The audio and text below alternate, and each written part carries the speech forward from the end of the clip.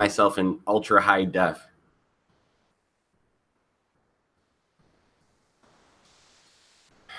I like the camera, but it does freak me out.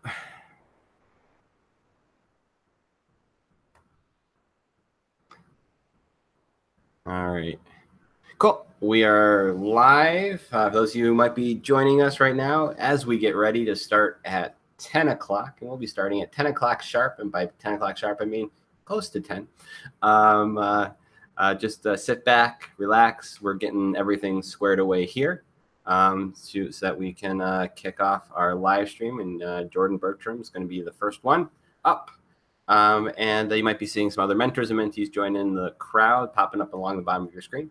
But until then, just stick around. You also get to watch me go and get more coffee as I get ready for everything. So you'll see me up here and disappear, and you get to stare at my chair while I'm not here. But do sit back. We've got a lot of good talks today.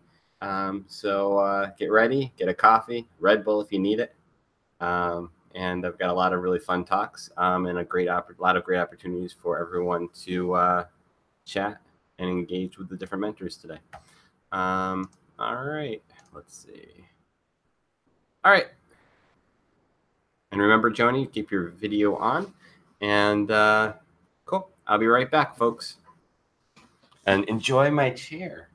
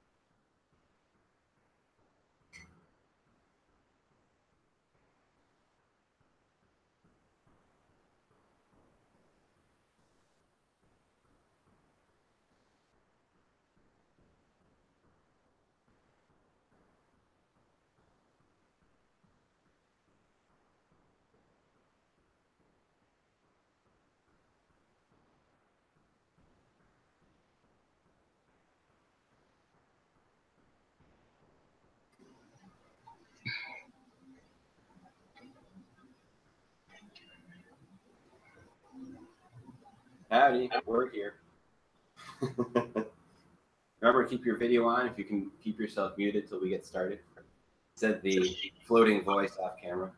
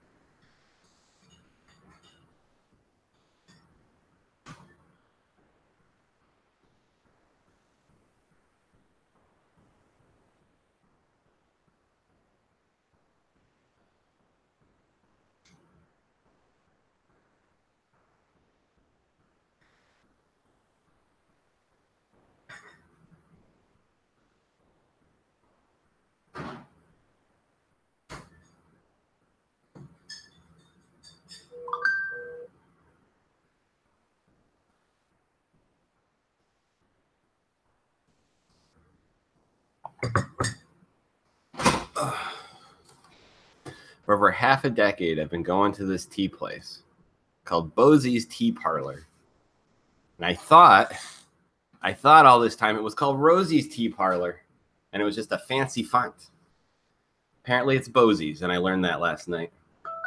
I don't know who's called Bosie. Rosie makes sense. Tea? No, Bosie.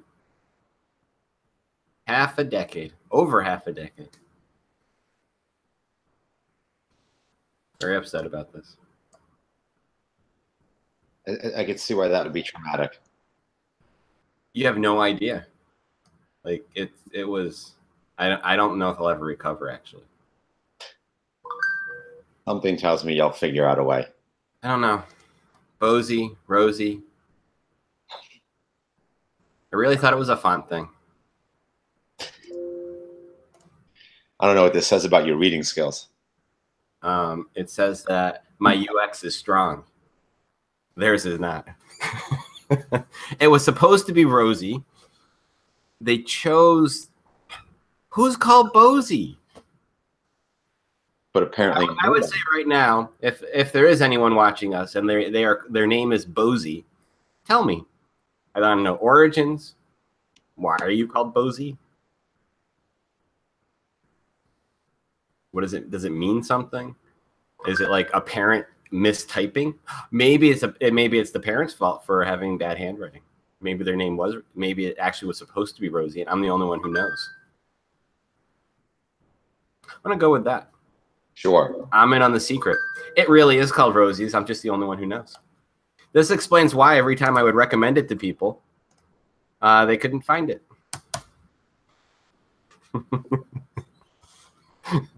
That's a good point. Oh, man.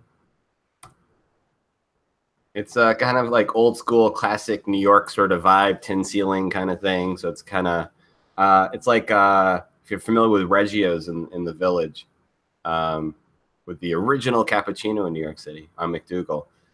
It's like the tea equivalent. Are you a tea over coffee guy? I'm normally a coffee over everything guy. Okay. Over dinner, over food. Everything. Tea showers or coffee showers, that would be good. I hear they make coffee soap.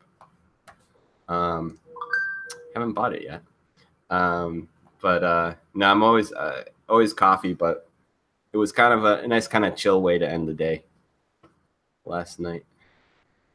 All right. Hey, it's 10:02. That means we should have started. Okay. All right. Everyone, remember, leave your video on and leave yourself muted, and that goes for you, Jordan. All right. Here we go, folks. Let me get everything all set on my side. Find all the right buttons to click.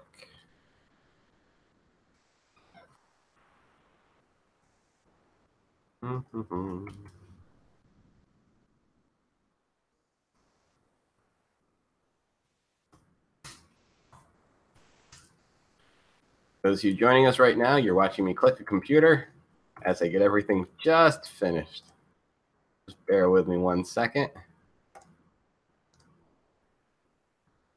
I was so distracted by a whole rosy tea thing, I lost track of the time. All right.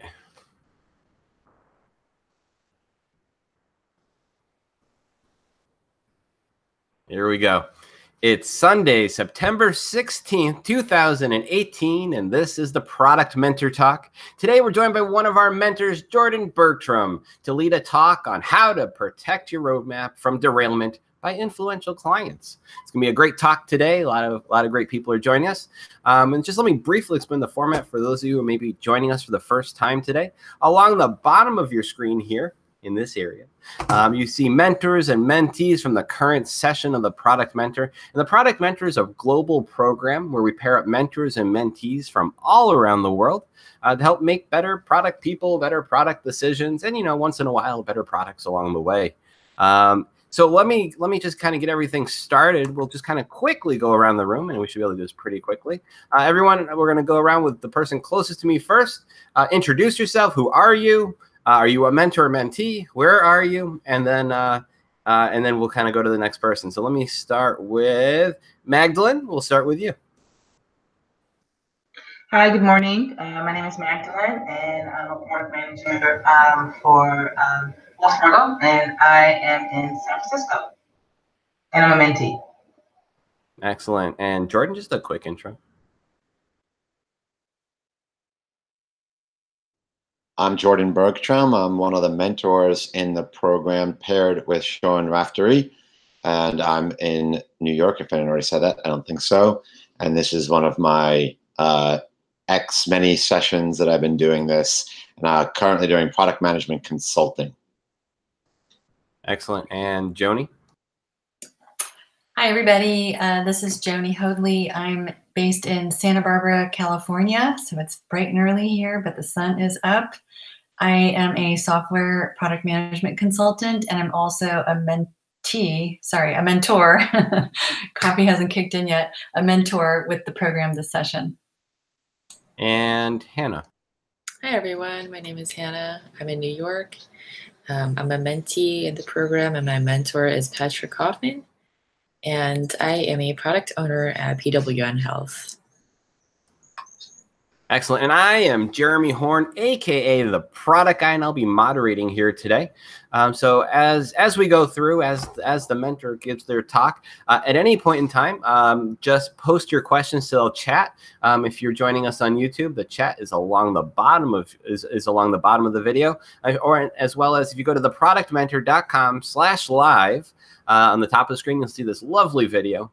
Along the bottom, you'll see a chat. And in the chat is where you can post your questions. And in fairly real time, I'll pass those along to Jordan to get you answers. Now, if it's a broad question, what is product management? Why am I here? Who are you? We will still answer those questions for you. I'll just save those for the end. But the things that are topically related, I'll pass along to Jordan in fairly real time. I usually wait for him to catch his breath or wait for that good moment to interrupt him, or maybe more just to make it more interesting. So with that all said, let's get it going. Let me hand it over to Jordan to begin today's talk on protecting your roadmap from influential clients. Jordan? Thank you very much, and good morning to everyone.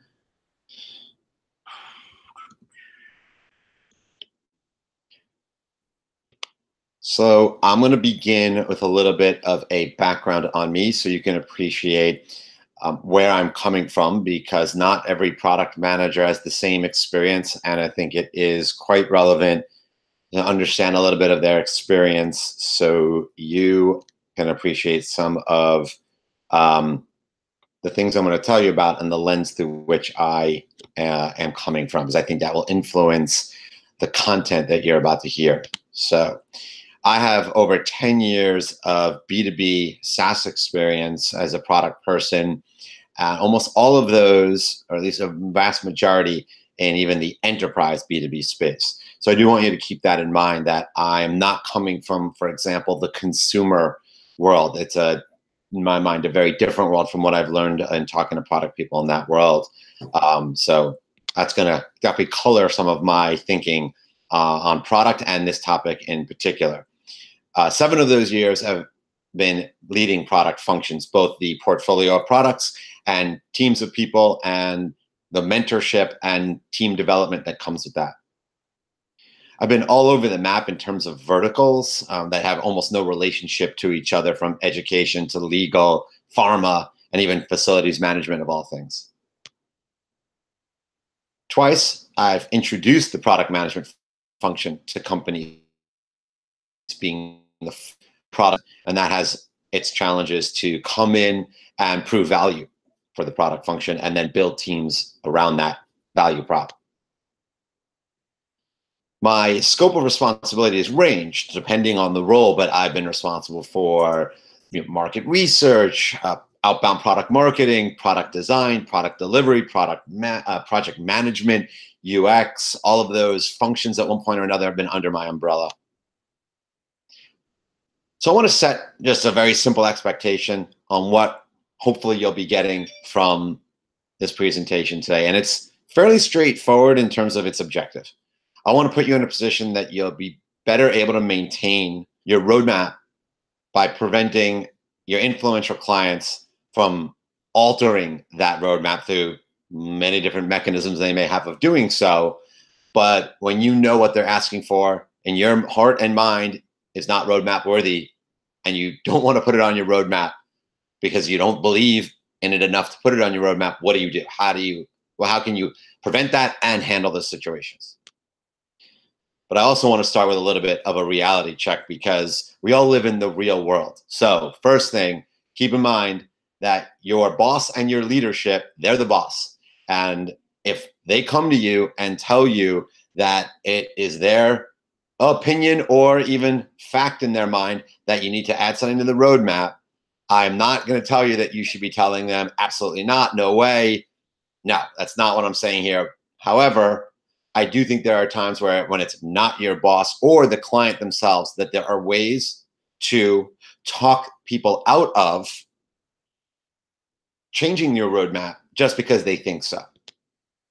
So in the event, though, that it is your boss or your leadership and someone at the C-level who's saying, I think we need to add this to the roadmap, there are things you could do. You could first ask them before we do so, can you allow me to research that idea before we do so? I want to go talk to some customers. I want to talk to our sales function, our customer success function, and see what they think, and then take that information and circle back with them being your, the leader, the boss, to maybe try to talk them out of it because you now have some facts and data to support why it might not belong on the roadmap. But the point here is I'm not suggesting you put your job at risk just because you think you're right.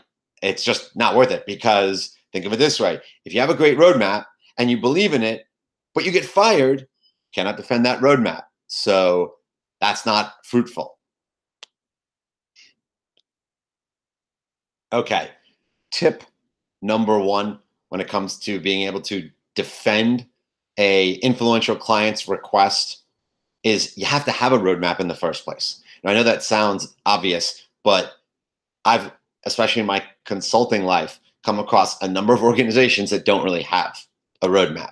And that's a problem simply because without a roadmap, it's much easier for anyone to come in and change your roadmap because you don't have one. And unless it's well documented and socialized, it's almost like it doesn't exist. So in the absence of a plan, they'll set the plan for you very easily. They'll just say, oh, well, this sounds awesome to me. I think you should do it. And keep this in mind that your customers will ask for anything they want. It is not their job to ask for the absolute best thing that is in front of them or you.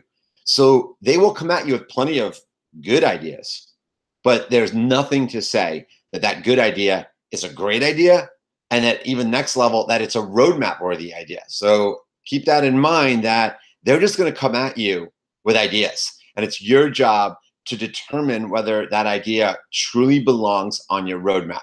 And what I've found with some, rough math, I'm not saying this is an exact science, but about 80% of the time, when even a very large, influential, high-paying customer comes to me with an idea, 80% of the time, if I were to say to them, hey, here's our current roadmap, are you thinking that this idea is better for you than the ideas we already have on this roadmap? But 80% of the time, they actually say no. They look at what we've already had it planned and say, oh, no, actually, please deliver on that. Those are some fantastic ideas. This was just an idea I recently heard from wherever, and I just wanted to talk to you about it. But no, this is not a roadmap derailing idea. Stay the course. So the second you have a roadmap and show it to them, my point is that they will likely agree with you that your well-researched, well-documented roadmap is a better plan.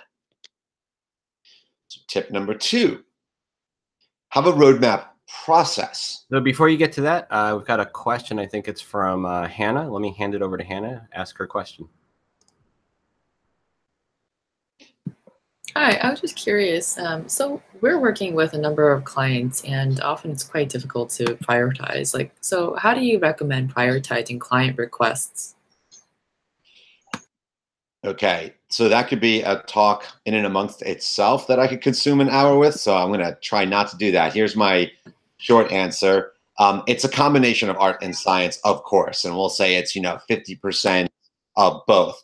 It's the science that I think is the most important part, because that can certainly influence it to the point that it's not just all art.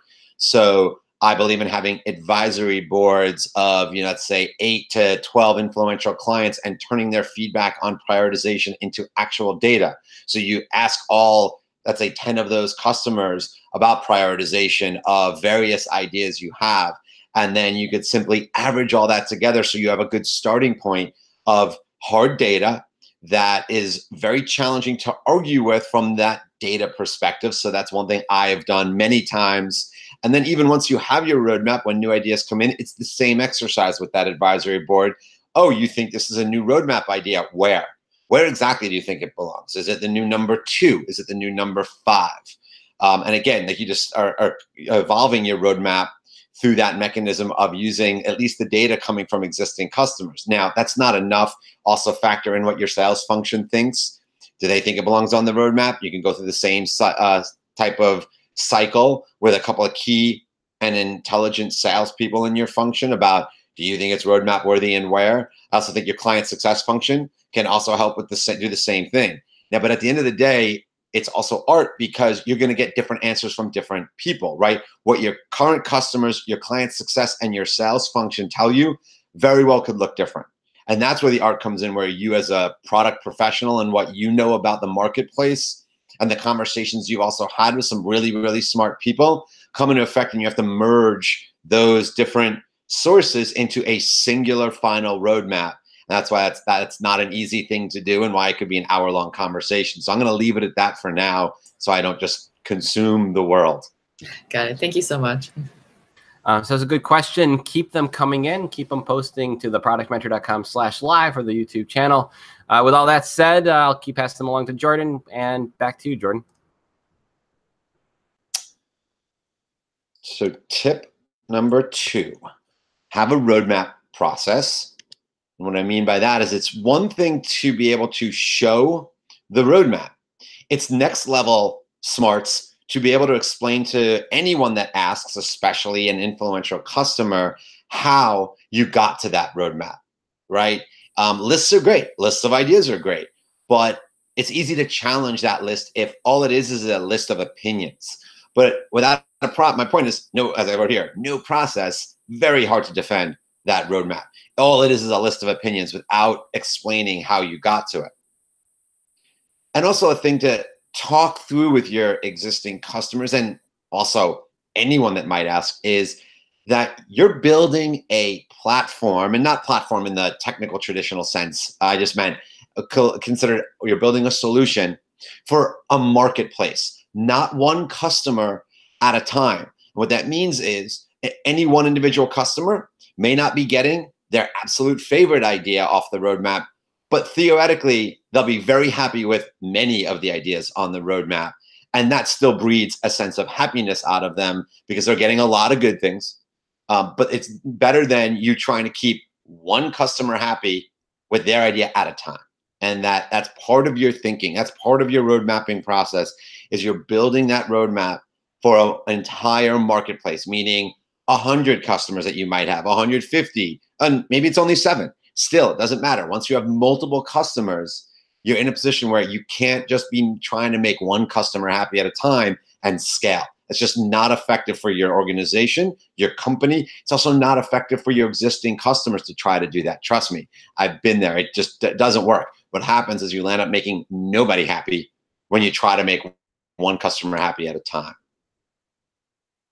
And that your roadmap is based on facts and data. Some of the things I was just talking about answering that previous question. And it's not just a roadmap based on opinions. Because the problem with opinions is, if that's all you're coming with into a road mapping meeting with anyone, an influential customer, or your C-level folks, or even some peer in the client success function, if all you have is your opinion, opinions are easy to argue with. And if you're talking with someone that has a bigger title than you, the only opinion that's going to matter in that room is whoever has the biggest title. So that's why you definitely want to be coming to this conversation with facts and data, so you're in a position to defend that roadmap. Tip number 3. So now that you have a roadmap, now that you have a process, the next level and key is you got to be transparent about that process. Because if people don't know you have a process, what good is it? So things like, people should understand, from who do you get your input from? How do you go about assessing the value of the individual items that are on your roadmap? What is value to you? What is value to your customers? And I can't answer that. It depends on a lot of things. But what I'm saying is you should be able to articulate to anyone that asks, what is the value metrics that you're using for the items that are on your roadmap? How do you go about collecting the data that you're using? What is your method? Like I said, you have an advisory board. Are you surveying clients? Which maybe you even want to talk about, and you got to be careful with this though, which clients you're collecting data from. Often I don't talk about that because my advisory board is not necessarily a publicly known entity, because then everyone starts to ask to be on it. And I don't want every customer on my advisory board. It's usually a hand-selected group. So that's why you want to be careful about the who do you get data from. And also be very transparent about the fact that there may be items on the roadmap that are designed to be for customer acquisition, not existing customers. That's okay. I think they will appreciate the fact that you are in business to make money. Part of that is doing things that are for acquiring new customers, and that might not be about keeping existing customers super happy, but that there are certainly plenty of items on the roadmap that are for existing customers. Tip number 4, try to get the backing of your leadership on this idea of helping you not let influential clients derail the company's roadmap or your roadmap, but that should be one and the same. You and the company should be on the same page. So the idea here is hopefully have intelligent conversations about your leadership backing you up such that they are empowering you and not overriding you. And overriding you in the sense that they are often going to want to say yes to customers, even the C-level folks, the CEO, they like to say yes. It feels good to say yes to big customers. They're often, believe it or not, I've met plenty of CEOs that are terrible at knowing how to say no the right way, so they just say yes. Preferably, the way to solve the wanting to say yes problem is ask them to politely say, hey, that's a fantastic idea, but defer to you at the end of the day in the form of, hey, love it. It's a great idea. We've heard that before, but I definitely want to take this to my product function and let them do what they do and research it further. That's all they have to say, and leave it at that. And I found I've done that, had that exact talk track tons of times. And I'd say 90 to 95% of the time, depending on the client, of course, that works. Okay, again, as long as you have a process and a good, strong method, most clients understand that that is a good thing. That just saying yes to everything that they want may feel good at first, but is not the right way for a SaaS business to operate. And they do typically respect that as long as, again, you've got the roadmap, you've got the process, you've got the transparency of them understanding that they should be generally, even when it's you talking to the CEO, anyone else saying, great idea, let me run that through our product function to see if this makes sense for our roadmap. Number 5, and this I actually brought up answering the previous question, is advisory boards. Point is, if you don't have one, I suggest you create one. This is typically, and there are no hard rules on how many members there are. I've typically found that I like to have about somewhere between 10 and 12 members. I've been in a situation where it was easy to attract membership because I've been in the enterprise world where these products were incredibly ingrained into the business process. These are solutions that are super important to our customers. So they would be very happy to be on the board to influence the product because it will just make it better for them. So I found if you have 10 to 12 members, you'll land up on each given meeting, which is usually for me has been a every 2-week phone call as an example of when you meet with them. And about 7 to 8 on average will attend each meeting. And that's a pretty good number for a phone call. All 12 is actually too many, but that's very rare. And I found less than 7 starts to just diminish the amount of feedback you're getting, and it becomes a little less valuable. So I found that sweet spot of, somewhere between 10 and 12 members, closer to 12 in my world for each call. The point is 7 to 8 people. Now, who should be on the board? the whole point of this and advisory boards in relation to this particular discussion is I do recommend including your most influential customers. Now, even when they're not maybe the smartest customers out there, and ideally that's who you really want on your advisory boards, right? Is your smartest, most engaged, most forward-thinking people at your various customers. Absolutely, that's ideal. But sometimes you might take a loud and not the smartest person in the world on your board simply to do a couple of things. You want to expose them to a more democratic method for getting feedback. You want them on the board so they appreciate that, oh, right, direct process. Okay, there's a lot of other customers. Okay, I'm only one of many. And that's what I will talk to you next is by exposing them to the fact that there are other customers, they don't act like they're the only customer. They are regularly in a room with a whole bunch of other people with their own thoughts, their own needs, and it really does remind them that it is not really fair for them to try to bully you into putting their ideas on the roadmap. Because if everybody did that, if every customer was in that position, the whole process would just break down. There would be no roadmap to speak of. It would just be a list of customer demands that very likely are only good for a singular customer that everybody loses. Right? You want them to appreciate that. So exposing them to your advisory board both exposes them to process and that they're not the only customer in the world. Last one. And this is actually my favorite you'll see for a number of reasons, but it's also the hardest to actually put into effect, and you'll see why. It's standing up a professional services team to handle these requests. So what I mean by a professional services group is think of a agile team like any other, comprising of engineers, preferably hopefully QA, a UX person, a product person, and any other roles that you're used to having as part of the team. Those are the classic ones, but there may be people even on the business side that participate in the team, right? Like you might have client success in ways participating in things like UAT, things like upfront feedback on the design of the product, right? All the normal things. So it is a very typical Scrum team, but they are set aside, for lack of a better word, to work on customer-specific work that you may struggle to keep off your roadmap because it's such an influential client. And you charge for this work. That's a big key. Okay, if you don't charge for it, I'm not a big fan of doing this because then it just feels like you're giving away stuff for free, which in my experience usually isn't necessary. I've lived in the world, especially like enterprise scale clients. If you're in that world, they are often willing to pay for something they want that badly. They really are. Not always. And if they're not, how important is it to them, right? If they're not willing to pay for it, think about that. How relevant is it to their world? These are large clients with typically large budgets.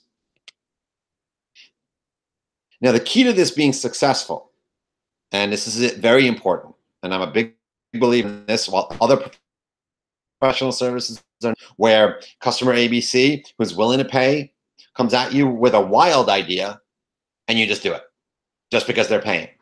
No, I'm not a fan of that, because you don't want to have the result be a terrible product or putting things into your product that you know are just wrong.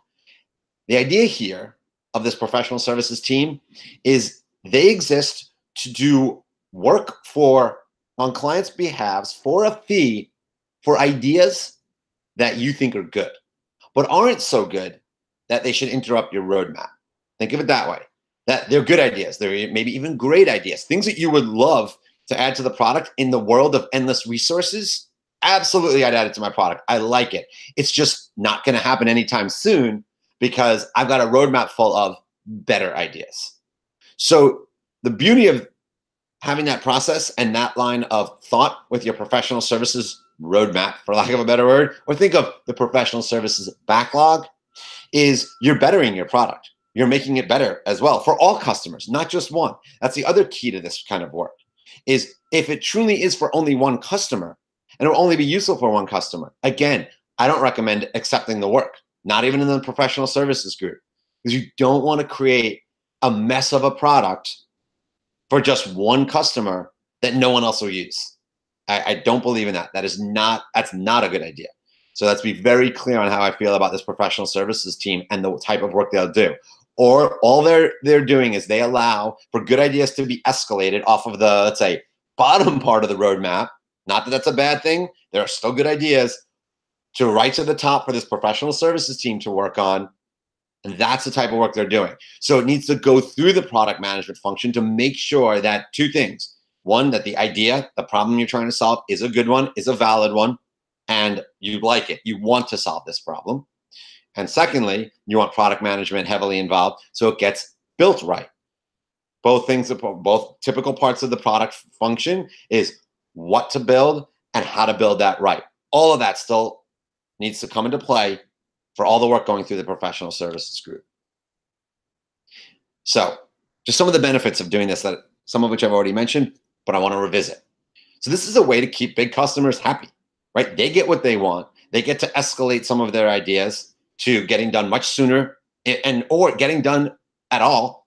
So that's a great thing. This also helps you stabilize your company roadmap, right? Instead of that big customer, okay, going way over your head, possibly calling the CEO and saying, hey, Jim, Sally, whomever, you have to do this or I'm leaving, which is a threat they sometimes make. Now, it's usually not true. They will not leave. In my world, they often will not leave because the product is usually so baked into their processes that that would be extremely painful, but you can't take that risk. This allows you to get that work done without interrupting your roadmap, keeps your roadmap, which means your roadmap is more predictable, and even more important, that you're actually delivering on the best ideas for your company by sticking to your roadmap and not having to stop work on a roadmap item to do something for one customer. And at the same time, you're making money. You're increasing revenue, all while keeping big customers happy, stabilizing your roadmap, and you're making money. How bad can that be? Now, this is not the easiest thing to convince your company to start. First of all, if you're really small and you have all of 10 engineers, right? You're at that scale, you're not gonna be able to sell standing up a professional services team, simply because you're probably not gonna have enough work for a professional to keep a professional services team busy. You don't have enough customers, in my mind, if you're at that scale. You have to get to the point that maybe you have, I'm gonna guess, there's no fixed number. It's not like when you get to this point, you definitely do it. But I'm saying when you get to the point that maybe you have like 20 to 25 engineers or more, you could start thinking about this as a potential way to do all those good things. It's an easier sell if also you've lined up a whole bunch of customers that A, have ideas that they want built that are not on the roadmap, and here's the key, that they're willing to pay for. You line up, for example, for a small professional services team of, let's say, 2 engineers, a part-time QA, part-time UX, and some product coverage, and you say to yourself, I can keep that team busy for a whole year with work that I know customers have been very clear to me are willing to pay for. That's a good start. That's compelling to leadership to say, really, you got enough work, so that's new revenue. We build more, we enhance our product, we make our product better, and we're gonna keep our existing customers happy. Okay, and we can keep this team busy for a whole year. That's a good sign. Like, that's how you'd sell it. You wanna make sure you covered those, bases of making money, keeping the team busy, right? And keeping customers happy. Now, you may get the question, well, what happens in the future if this professional services team does not have enough work? What if the demand for customer specific, and I hate saying customer specific, we'll call it customer escalation work slows to the point that there just isn't enough of it? Well, that's an easy thing to solve. You can easily just take the professional services team for a sprint or 2 or 3 or 100 theoretically and have them work on core roadmap work. We're never short of work in the SaaS world. There's always more backlog work than there are resources to tackle it. So no one can ever say, oh, they'll go idle. Okay, no, not true. They can always shift over, assuming they're cross-trained enough on the product to go work on something on the backlog that is, you know, the next big win for on the backlog to go work on. Or they can work on technical debt. They can help with defects. I mean, there's just a never-ending amount of work for them to tackle in the event the professional services work slows. So I've downloaded you now with a ton of info, and I always like to end with a summary so you guys can kind of focus on what the takeaways or what my points are in one singular slide. So first, going back, you have to have a roadmap. Without a roadmap, it'll be very, very difficult for you to tell an influential client, hey, that's a great idea, but right now I think we've got better ideas we should work on, because they're going to say, oh, what are those ideas? And if you can't simply bust out a roadmap that shows here are great ideas, you're just going to have a tough time deflecting their idea at that point. Second, make sure you also have a process. It's one thing to have that list. It's another to be able to explain to them how the list was generated. Also remember to be transparent about that. Don't just say you have a process. Be fair with them and tell them the details of what that process looks like, who you're talking to, how you're assessing value, right? How often you talk with them, and how even things like, oh yeah, we look at things when it comes to value, like how often does this problem happen?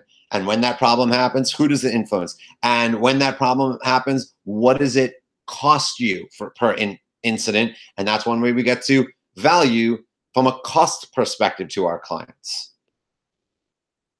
I'm a big fan of having an advisory board to influence that roadmap, and to also have that advisory board as a way of bringing influential clients into a more democratic process and exposing them to the fact that you have many clients, not just one. And lastly, I'm a big fan of potentially standing up a professional services team as a way of accepting a customer demand while making money, keeping them happy, and building up the capabilities of your product. Thank you. And that concludes my presentation. Awesome. That was great. That was great. And also, I'd like to thank our speaker, Jordan Bergtraum, for today's topic on how to protect your roadmap from derailment from influential customers. And as always, the presentation will be posted on our SlideShare channel. And a big thank you from me, Jeremy Horn, the product guy, and to everyone else who joined us today on the Product Mentor. And also, don't forget, if you're interested in being a product mentor like today's speaker, Jordan, to product people of all sorts, all around the world, please visit theproductmentor.com and sign up today. And also, if you're looking to fill a new product job with a great product person, visit our very own, it's free for everyone, job board at theproductjobs.com. And that is it. Thank you, folks. We'll have the next live stream will be starting in about 20 minutes. And so feel free to walk around, stretch your legs, go get more people to watch the video, you know, all that kind of fun stuff. So we'll be getting started in about 20 minutes. And I didn't tell you guys, I feel like I buried the lead. A new Shake Shack opened in my neighborhood, and I think that's the most important announcement I can make today. Not only that, let me tell you, this is the most important thing. Not only do I have a new Shake Shack, this is the new one with the experimental kitchen. So as they try new things anywhere, it starts in the Shake Shack that's just a block or two from where I live. And wait, there's more. The Shake Shack, by the way, if Shake Shack ever wants to sponsor me, I am here. All you have to do is give me a burger each time, and we'll call that a sponsorship. Not only that, but yesterday they were doing a soft launch, to kind of experimenting, working the kinks out. So if you happen to walk by yesterday, and my parents were in town, so we were all kind of walking home from the library with my 3-year-old son.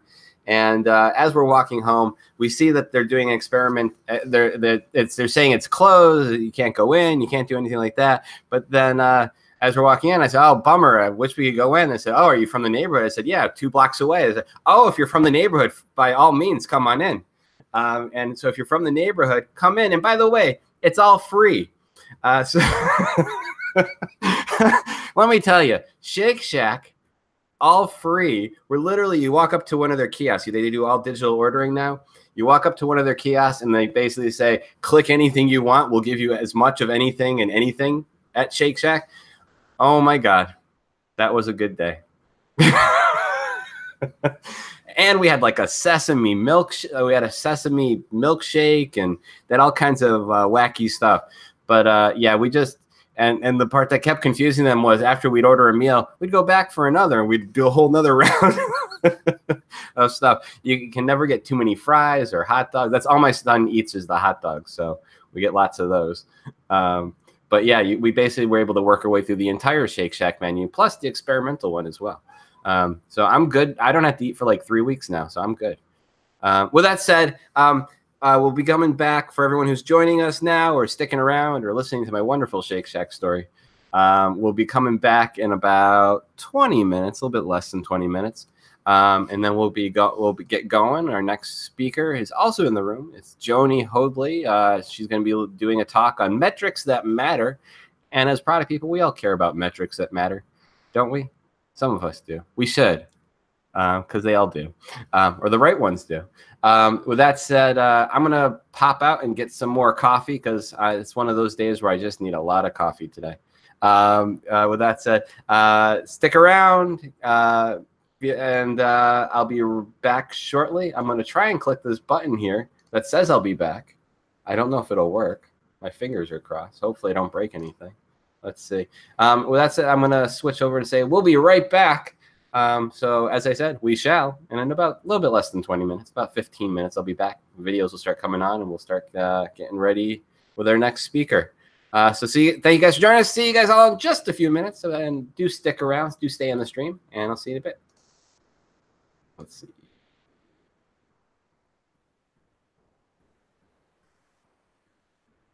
Let's see if I might have done something right. Let's see.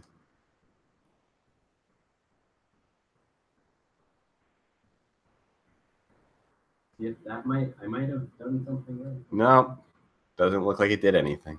That's okay. Anyway, all right, I'm going to mute myself and I get more coffee. I'll see you guys in just a bit.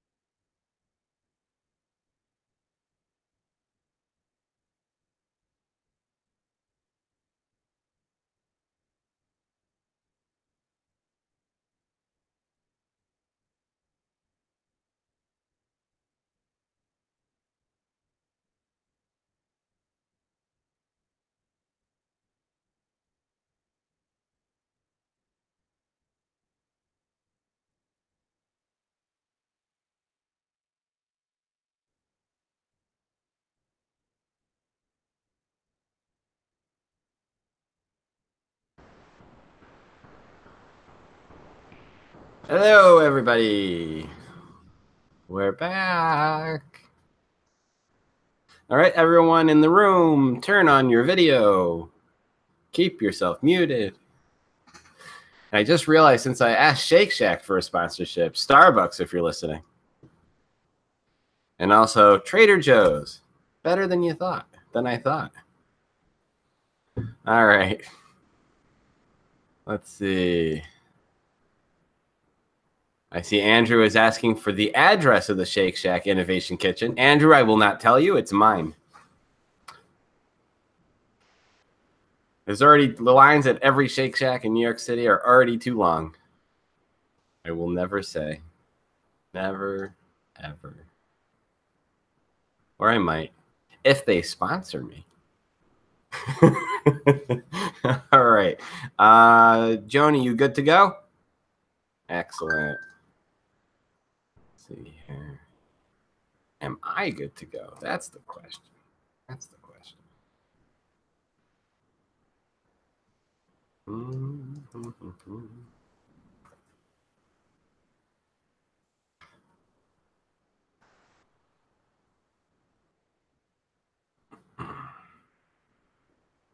All right, just waiting for Hannah and Jordan to turn their video back on. I know, Andrew, I'm rough. It's rough. I don't know. Maybe if you offer to buy me a free Smoke Shack, maybe I can tell you where it is. Maybe. For those of you wondering, who's this Andrew that I'm speaking to? We have a live chat along the side of the YouTube video because we are live and we are streaming right now. So you can post your questions there about Shake Shack or other things, maybe more topically relevant. As well as going to theproductmentor.com/live, and you can post questions there as well. I don't want a hot dog, Andrew. Burgers only. I don't accept hot. If you're negotiating with my son, you're all good. But he doesn't have money. So anyway, okay, here we go. 1 second. It's Sunday, September 16th, 2018, and this is the Product Mentor Talk. Today, we're joined by one of our mentors, Joni Hoadley, to lead a talk on metrics that matter. Forget the vanity metrics and measure key outcomes. Joni Hoadley is product management coach and consultant. And for those of you maybe just joining us for the very first time, along the bottom of your screen, you're seeing happy little faces down there. Those are mentors and mentees from the current session of the Product Mentor program. The Product Mentor is a global initiative where we pair up mentors and mentees from all around the world to make better product people and better product decisions and better products too. With that said, well, I like to always start with just a quick introduction going around the room. Who are you? Where are you? Are you a mentor or mentee? Let me start with the person closest to me, and we'll start with Magdalene. Magdalene, about yourself. Hi, good morning. My name is Magdalene. I'm here in San Francisco, and I'm a product manager. I am also a mentee, and my mentor is Andrew. Excellent. And over to Jordan. Good morning. I'm Jordan Bergtraum. I'm a product management consultant and a mentor in the program, paired with Sean Raftery. Excellent. And over to Joni. And good morning, good afternoon. Who knows where you are in the world? Joni. Hi, everybody. I am Joni Hoadley. I'm a product management consultant working with companies that are looking to bring customer-focused products to market more quickly. I'm a mentor in the program, and I'm based in Santa Barbara, California. Excellent. And over to Hannah. Hi, everyone. My name is Hannah. I'm a product owner at PW on Health, and I'm a mentee in the program. My mentor is Patrick Hoffman. And Daphne. Hi, I'm Daphne. I'm Senior Product Manager at Tesco, also in retail, and I'm very happy to have Chris Butler as my mentor. Excellent. And I am Jeremy Horn, aka the Product Guy, and I'll be moderating here today. I'm surrounded by lots of monitors, so you might see me get a tan as I do this.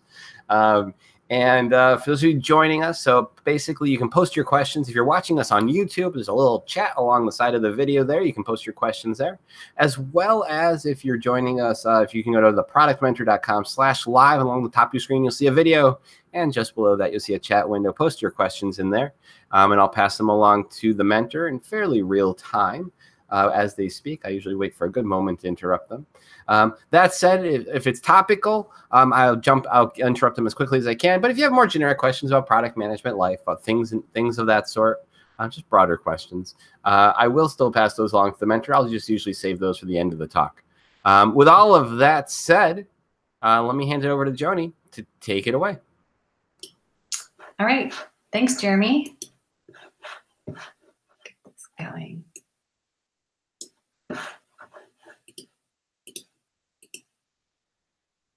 All right. Well, as I mentioned during the introductions, my name is Joni Hoadley, and I'm a product management consultant working with companies that are looking to bring customer-focused products to market more quickly.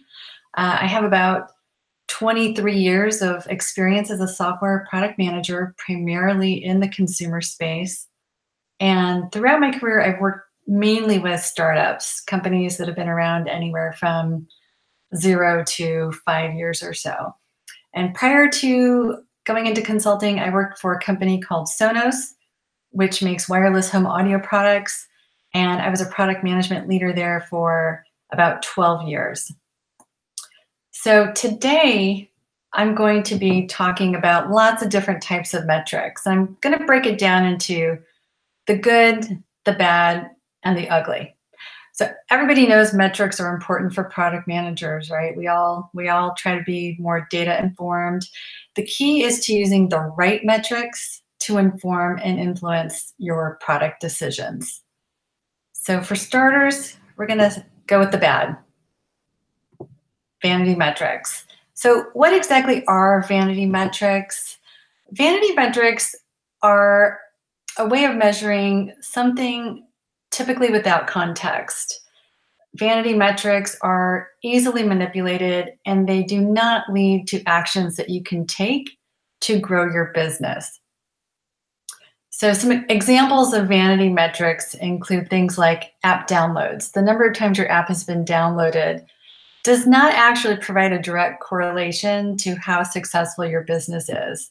If you have 1 million app downloads, but only 1/10 of the people are actually using the app, that's not good. Same with page views. If your website is getting lots of traffic, that doesn't necessarily mean you have a successful business. Other types of vanity metrics include the number of Twitter followers your company may have, the number of Facebook likes, average time spent on your website, that type of thing. And it's important for companies to measure the right data so that they can get a handle on the true health of their business. And if you're only focusing on vanity metrics, you're going to get a false sense of success by focusing on the metrics that might make you feel good, but don't actually tell you how well your business is doing. So let's take a look at an example of a vanity metric here. So you can see on this website, it looks like something really fantastic happened where this big spike is here on approximately August 14th, right? So wow, traffic really spiked that day, went through the roof. So the problem that a lot of people make is attributing that single spike to an action that they took directly preceding it. And the fact is, there could have been a number of actions and events that caused that spike, right? There could have been 5 changes made to that web page by different people on your team. There could have been external events that caused that spike. Ultimately, if that spike didn't lead to the company's bottom line by generating revenue of some sort, it's useless. It doesn't tell you what you did and what you could do to replicate that to continue growing your web traffic and your business.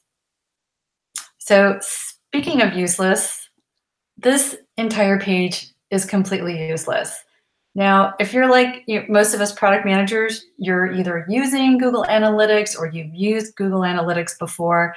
And what we're looking at right here is their default dashboard. So right out of the box, once you start getting data into Google Analytics, this is what they give you. And it looks great, right? Lots of data, lots of information. The problem is there's nothing here that you can actually take action on. There's nothing here that is going to guide you into making some kind of data-informed decision about what to do with your product. So if, I'll get into this a little bit more in a few slides, but the thing to remember is that your dashboard should focus on the metrics that measure how well your product is achieving key outcomes. So data points, those vanity metric data points, such as number of users, number of page views, and average session duration, don't help you measure what's actually working. And you can't improve what you're not effectively measuring. So ditch the default Google Analytics dashboard and customize your own. All right, so let's talk about the ugly now, flawed graphs and charts. So as often as product managers talk about making data-informed decisions, it's amazing to me how often data is presented in ways that are either completely misleading or just downright wrong. And let's look at some examples of what I mean by that. So if you look at the chart on the left, many of you may remember the sort of infamous Venn diagram incident from Hillary Clinton's campaign a couple years ago. So the general point that her campaign team was trying to make was true. The majority of Americans at that time supported universal background checks, including a majority of gun owners. But if you think about it, the way this chart is drawn, the yellow circle should actually be completely inside the blue circle because the gun owners referenced here were all Americans. There wasn't an actual overlap here. This is just a bad example, a bad use of a Venn diagram. This should have been a different chart altogether. In the middle example from Google, it looks like the email designer messed up the donut chart. So if you look at 41% of people who own a voice-activated speaker says it feels like talking to a friend or another person. So 41% is the key data point. But if you look at the donut chart, the green line goes around more than half of the circle. So it appears that whoever designed this, they got the data points flipped, and the green actually represents 59% of the people who don't own a voice-activated speaker and feels like they're talking to a friend or another person. So double check your work. Make sure you've got that represented correctly. And the chart on the right is just atrocious for a number of reasons. It looks beautiful, right? Somebody clearly took a lot of time to create this visual. It's bad though, because if you follow the use of colors, you'll see that each of these countries has a different color. You have Iceland, Finland, Portugal, and Spain, all nicely represented with different colors. And then all of a sudden it shows the UK, Denmark, Australia, Venezuela, and Kenya with the same color, implying that they're somehow part of the same country. So that's horrible. If I was from one of those countries, I'd be a little offended, I think. And the other strange thing about this is it puts the United States, which actually has no paid paternity leave, at the center of the universe as far as this chart goes, which is completely ludicrous. So bottom line is this chart actually would have been much more effective if it was presented as a simple bar chart. So the key lesson here is to make sure you use the right type of chart, the right type of visualization for displaying your data, and that your data is correct and that your chart is correct as well. So what can you do if you're struggling with what type of chart to use? So there's this great website called From Data to Viz, which I highly recommend. And it's great because whether you're new to the world of creating graphs, if you're a new product manager and you don't know where to begin, or if you're someone like me who's been doing this for over 20 years and you still struggle, because this stuff is not easy, From Data to Viz will actually walk you through the best data the best chart type for the data you have. So all you have to do is go through a simple wizard, select the type of data that you have, whether it's chronological, numerical, categorical, all kinds of different data types. And the site will guide you through the best options for your particular case. And the other thing that's really useful about this website is once you've chosen a chart or you've selected a chart that they recommended, it will also guide you through the pitfalls to avoid, which is really important, again, because one of the last things you want to do is present charts with data to your stakeholders that have problems. Big mistake you don't want to make. All right, so another great source of information on data is this book by Edward Tufte, The Visual Display of Quantitative Information. It's like a Bible in the industry. So if you don't have it, if you've never seen it before, I highly recommend you get it. And if you ever get a chance to attend one of his seminars, it's also something that I think you would really appreciate. He's fantastic. All right, so finally, we can talk about the good data, which comes from measuring for outcomes. So we've talked quite a bit about vanity metrics. Vanity metrics are typically raw numbers that are taken out of context, such as page views from your website or app downloads. They don't correlate directly to any kind of customer value. And they also don't provide guidance for what future product changes you might potentially make. So what do we mean by outcome-oriented metrics then? What does that actually look like? So outcome-oriented metrics typically do three things. They link actions to results. They focus on delivering customer value, and they provide insight into the health of your product and company. So remember the differences between vanity and outcome-focused metrics. Vanity metrics might make you feel good, but they won't help you improve or optimize your business. Okay, so hopefully by now you know which types of metrics to avoid. And we talked a little bit about the types of metrics that you should focus on, but where should you begin when you're ready to embrace an outcome-focused approach to measuring for success? It's really quite simple. Start with your company's strategy.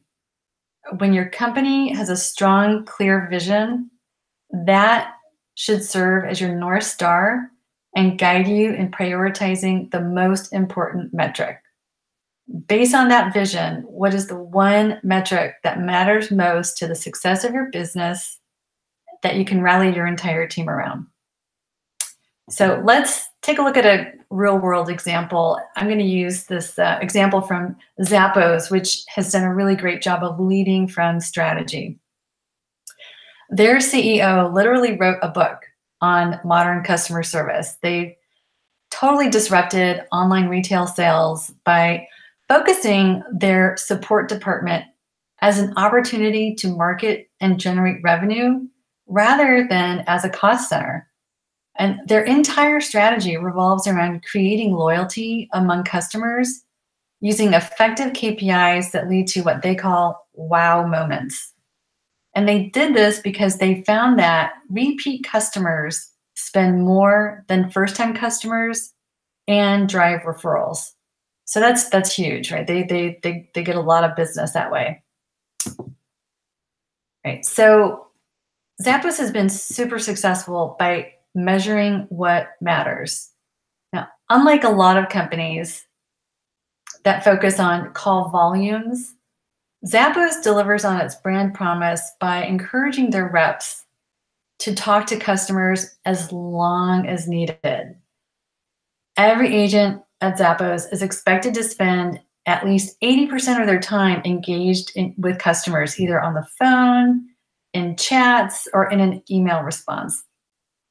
And believe it or not, the longest call ever recorded by Zappos was 8 hours long. That's one person, one customer service rep talking to a single customer for 8 hours. I have no idea what the call was about, but If you Google it, you'll find that that customer service agent was celebrated as a hero internally because that he represented what Zappos is all about.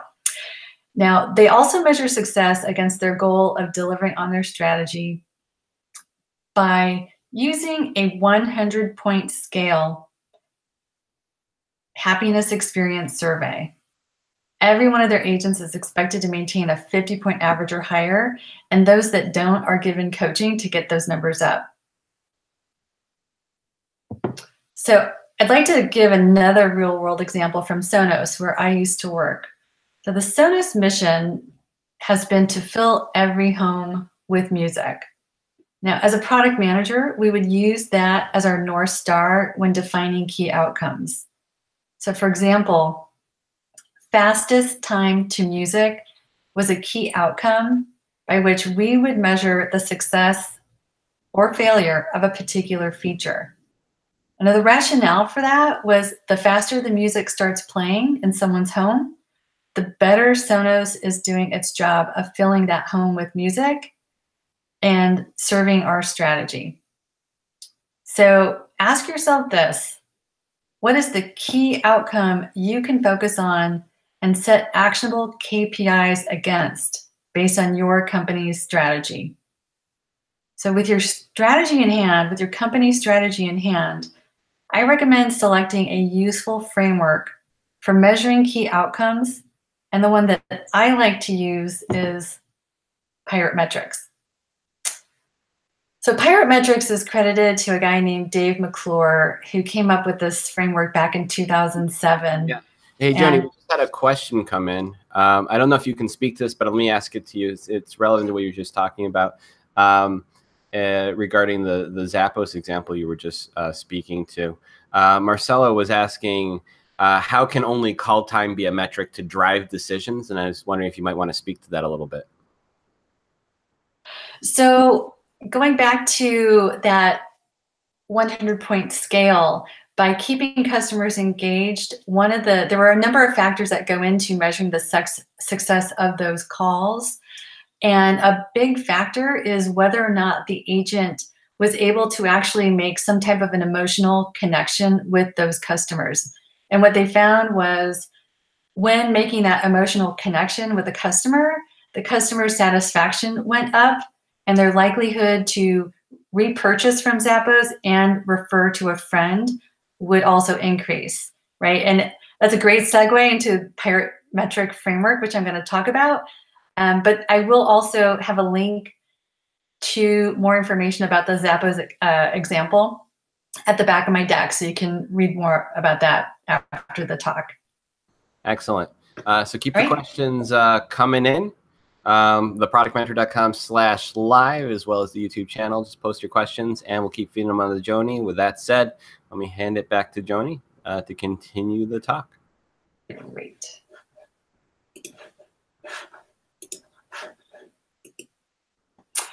Okay, so as I was saying, Pirate Metrics was actually was credited to a guy named Dave McClure.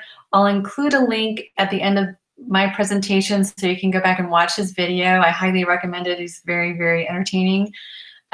Ultimately, the Pirate Metric framework is broken down into 5 key components. And you can think about the Zappos example that I talked about as we go through these 5 components. So first is acquisition. How well are you getting customers to your site or your app? Second is activation. Are your customers having a great first run experience? Third is retention.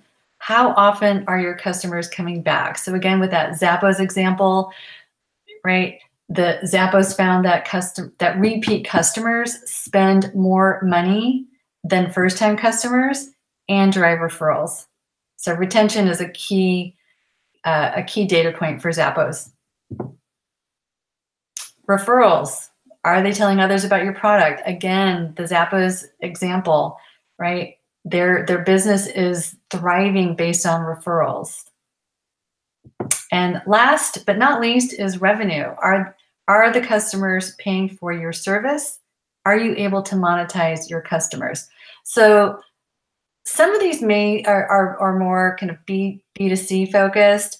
Some of them are applicable to B2C.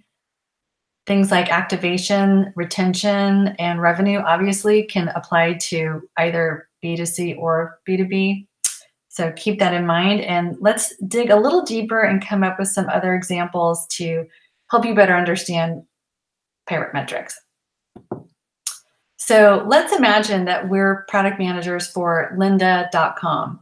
So lynda.com, if you haven't heard of it, it's an online learning platform that lets you watch videos so that you can learn how to do everything from learning how to knit to learning how to code, how to do Photoshop, pretty much everything in between. Anything you could possibly want to learn, you can learn on lynda.com. So as pretend product managers for lynda.com, what are some outcomes we might care about that could be measured using the pirate metric framework? So for starters, let's look at acquisition. Now, we don't necessarily care how many people come to the lynda.com homepage as a standalone metric, right? Because that's a vanity metric by itself. What we probably care about, though, is how many people are signing up for a free trial of the service within a specific time period, right? So how many people are going to that homepage and then signing up for a free trial? From there, how could we possibly measure activation? What does it even mean that someone is having a great first run experience? So there's probably a number of different outcomes that we can imagine. A good metric here, though, builds on the previous one so you can connect the dots. And one possibility is what percentage of people are watching a video from start to finish, right? One could argue that only by watching an entire video from start to finish is a user actually having a great first run experience. If they're only watching a few seconds of a video and then they're leaving, that might imply that they're not finding the right content that they're interested in, or they're having some other kind of issues, right? So you could hypothesize in that example that they're not having a great first run experience. So to measure retention, that one's a little bit more straightforward, right? You can measure what percentage of people are returning to watch another video again within a certain time period. It could be a week, it could be a month, right? Different companies are going to have different time frames that they're worried about. The thing to keep in mind, though, is you're really focusing on an outcome based on what your customers are doing. Okay, moving on to referral. So for measuring referrals, we could measure what percentage of people are sending links of videos to their network. There's probably other examples for how you could measure referrals. Some companies like to measure NPS, also known as the Net Promoter Score. And if you're not familiar with NPS, I'll talk about this more in a few slides, but it's basically a score that's derived from asking customers if they would recommend your product to friends or colleagues, right? So it's sort of a way of gauging referral. So last and probably most important, especially if you work for a SaaS company, is measuring how much revenue your customers are generating. ARPU, or average revenue per user, is often the top line metric for a SaaS business. So how might we go about measuring that in the lynda.com example? One possibility would be to measure the percentage of people who are paying for a monthly subscription, right? How many went from signing up for a trial to paying for that monthly subscription? And that's typically referred to as your key conversion rate. All right, so now that you have a framework to help you identify all the possible types of outcomes that you can measure, your head might be exploding right now because there's so many different directions that you can take this. Let's talk about how you can harness this information and put it into practice. And it really boils down to 4 key steps. So step 1, identify the key outcomes. What is the key outcome based on your company's vision and strategy? What is the most important thing you can improve upon? Perhaps perhaps it's an increase in your conversion rate. Step 2, form a hypothesis. The important thing to remember here is to start small and look for the most meaningful lever you can pull and focus on that. Don't change 5 different things on your landing page and then start measuring, because you're not going to be able to correlate which of those 5 changes actually affected your conversion rate. Change one thing.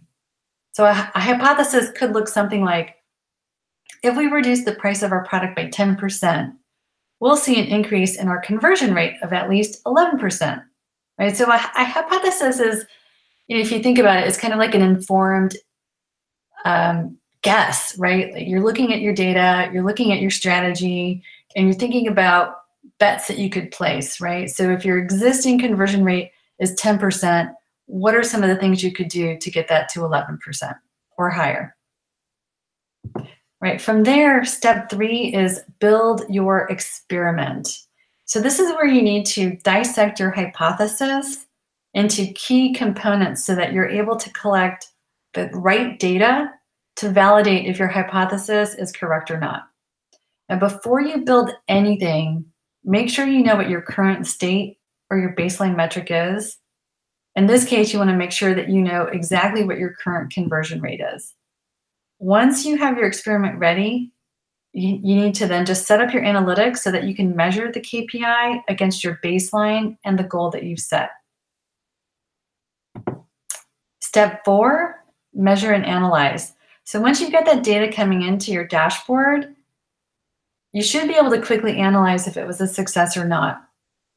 If it wasn't, it means your hypothesis was incorrect.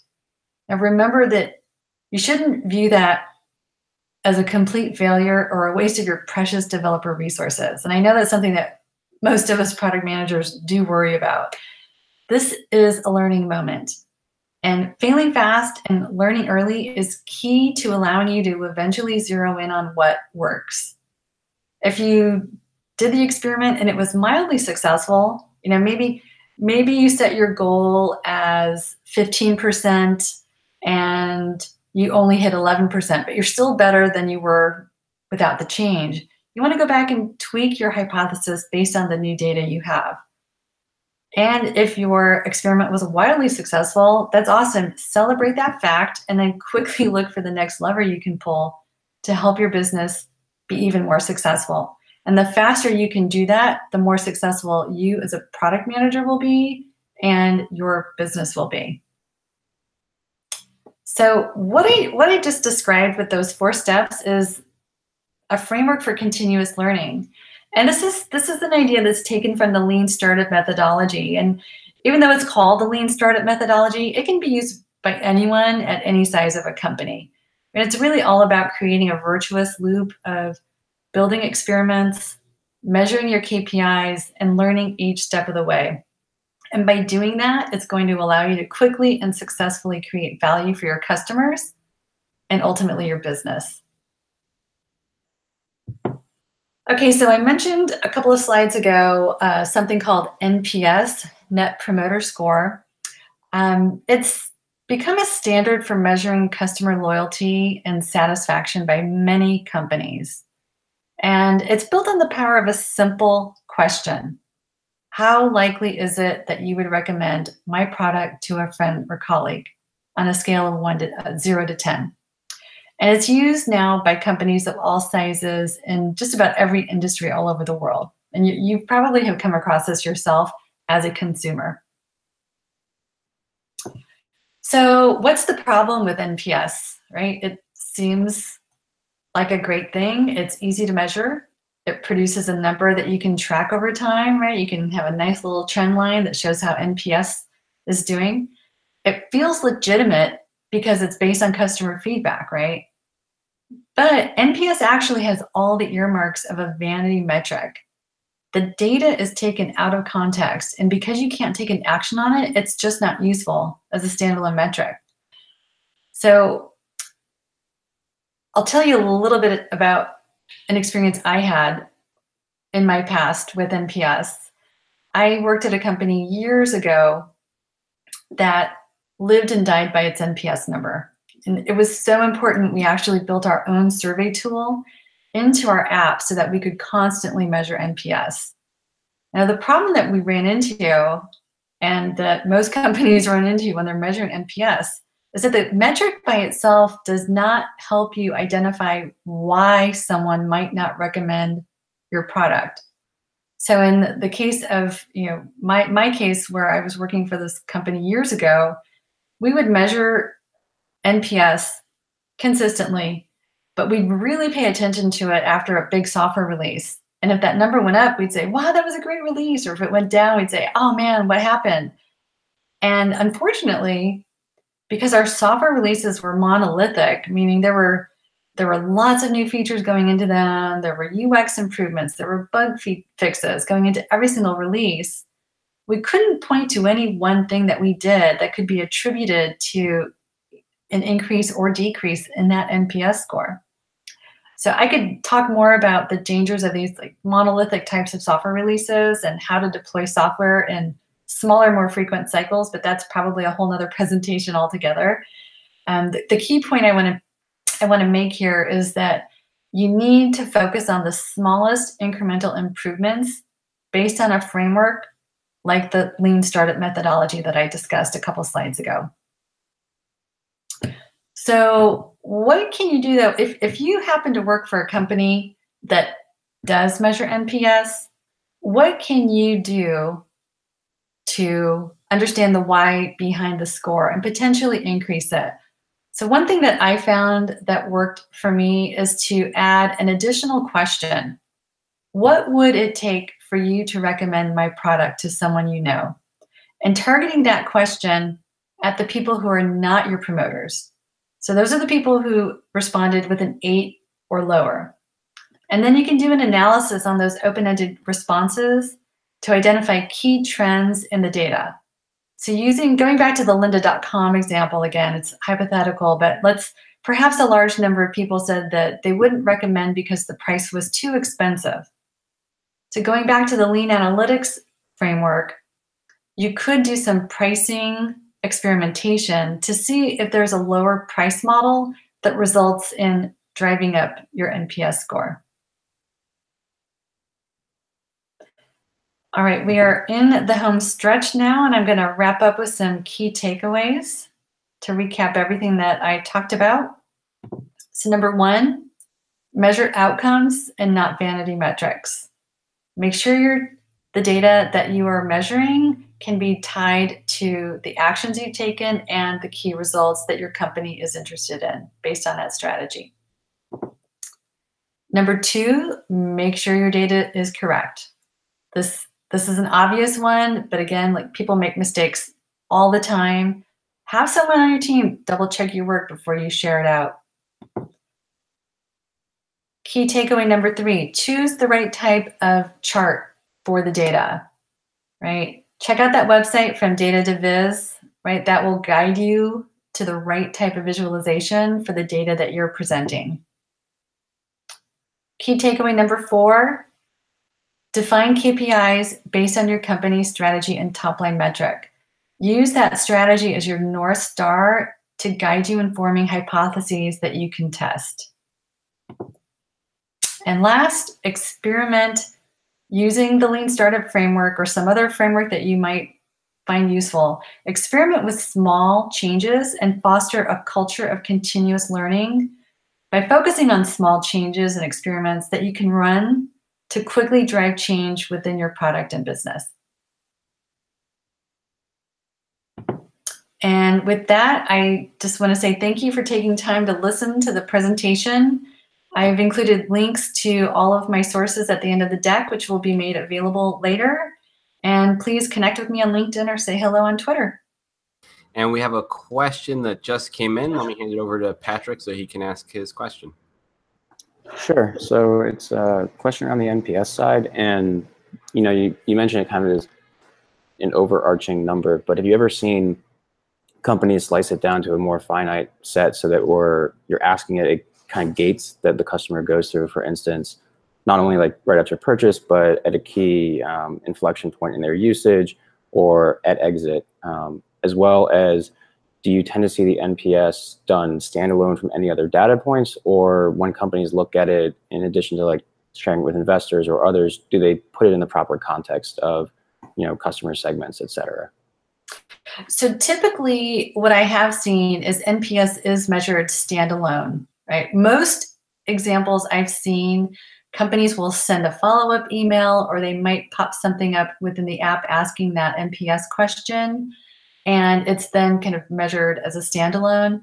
I know at a company I worked at recently, we were able to actually connect the NPS scores to our customer database, and then we could slice and dice and say, okay, the people that typically responded as promoters look like this, right? And the people who were detractors have these kind of fall into this category. So, you know, depending on the company and how rich your customer database is, you could potentially connect NPS to those other data points and use that in like communicating with your board, for example. But I think from my experience, most companies just measure it as a single standalone metric. Now, measuring satisfaction at key points in the interaction that a customer has with your product, I've seen that done quite frequently, not using NPS, but just using a general, the one I've actually like a lot is, I'm not even sure which company does this. It might be a company like Intercom, but you know, they show people a happy face, a meh face, and then a sad face, right? And they'll say, hey, how did that make you feel, right? And you just click on it, and then you quickly let the company quickly gets data from their customers on, hey, okay, this person just went through the onboarding flow, and X% gave us the smiley face, Y% gave us the sad face, right? And then you can kind of dive in and figure out how you can form a hypothesis based on, okay, well, if 60% are giving me the sad face for the onboarding experiment, what are some hypotheses I can form about that experience and small tweaks that I can make and experiments I can try to get that number, the sad number lower, right? And drive up the satisfied, happy number. Excellent. Excellent. With that said, we're going to wrap up, and I'd like to thank our speaker, Joni Hoadley, for today's discussion of metrics that matter. And as always, the presentation will be posted on our SlideShare channel. And a big thank you from me, Jeremy Horn, also AKA the Product Guy, to everyone else who joined us today, and the Product Mentor. And don't forget, if you're interested in being a product mentor like today's speaker, Joni, to product people of all sorts all around the world, please visit theproductmentor.com and sign up today. And also, if you're looking to fill a new product job with a great product person, visit our very own free-for-all job board at theproductjobs.com. And with all of that said, thank you guys, and I'll see you guys all next time. And for those of you staying with us, I'll see you all in a little bit less, in about 15 minutes. We'll get going with the next talk. And the next talk is going to be from Patrick, who asked the last question just now. And Patrick's going to be doing a talk on what is core to product management. Oh, we need to all know this one. This is critical. I want to find out. I'm looking forward to that talk. You guys should too. So those of you who are here, to stick around or talk about all the ways that I can get more free Shake Shack and Starbucks coffee and seltzer from Trader Joe's. With that said, I'm going to grab some more coffee, speaking of, and we'll all be back in just a little bit. Patrick, you good? Excellent. All right, cool. I'll be back. Stick around. Our next talk will be starting in about 15 minutes.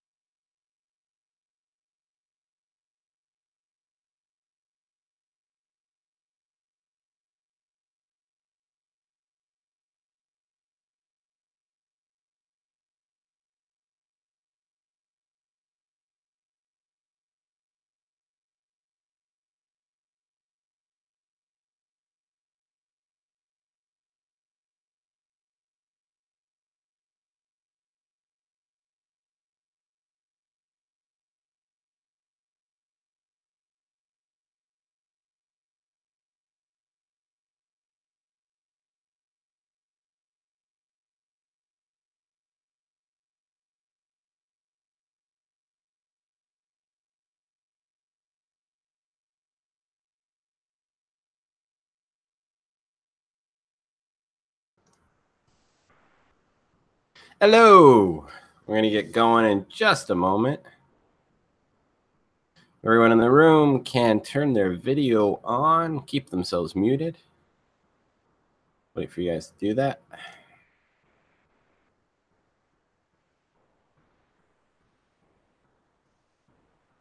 Hello.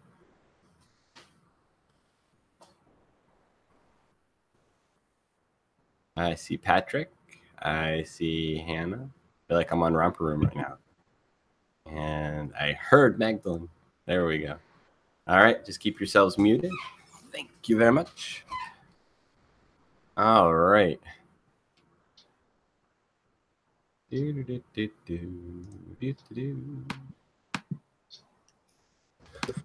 All right. Sorry, I'm running a few minutes late, but we're going to get started right now. There's a new Worth It that just came out, so I got a little distracted. It's Curry. You can't not watch that. And it's in New York, too. All right.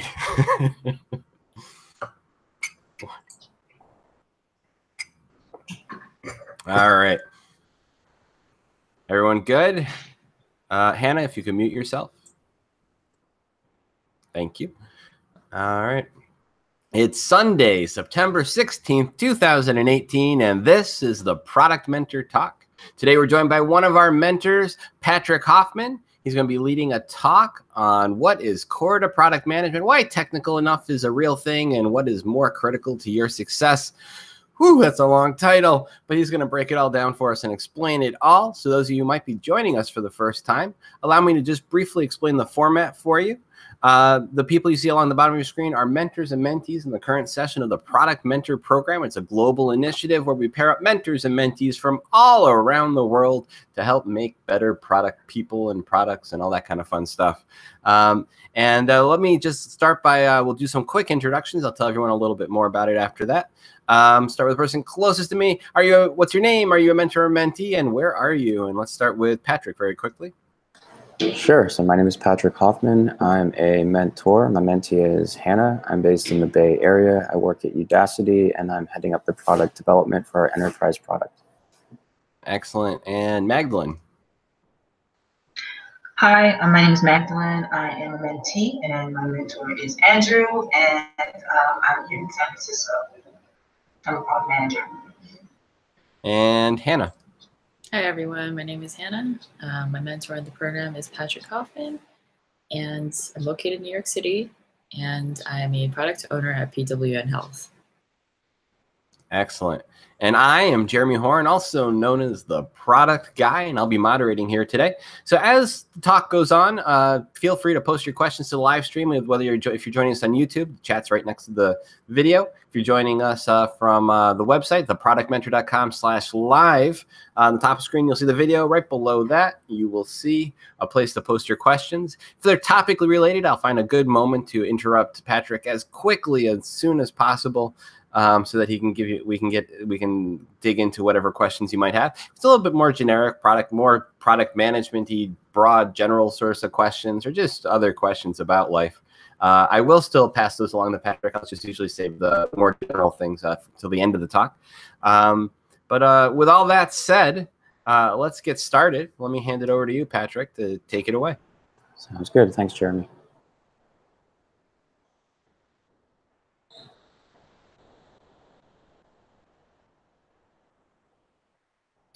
So today I'm going to be talking a little bit about a topic that I've definitely noticed coming up more and more in my conversations with PMs, both early in the career and later on as they look to level up into more senior roles.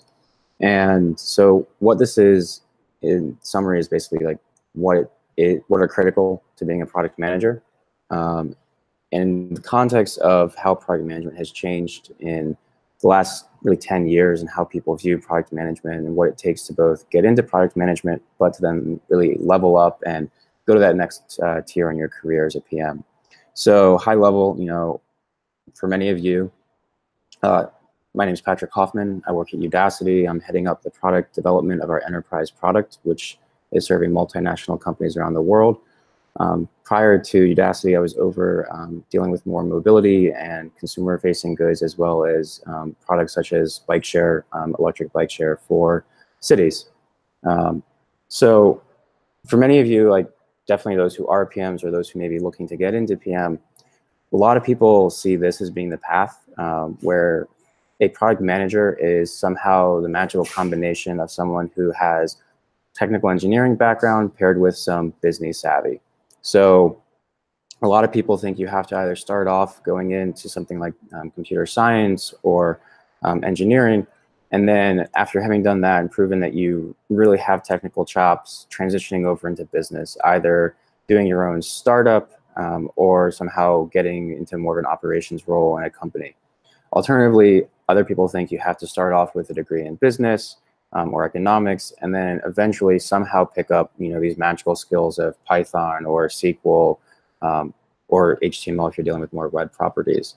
And then after that, boom, you're a PM. You can go off and do everything that it takes to be a PM at a company and to bring value to that company by developing their product.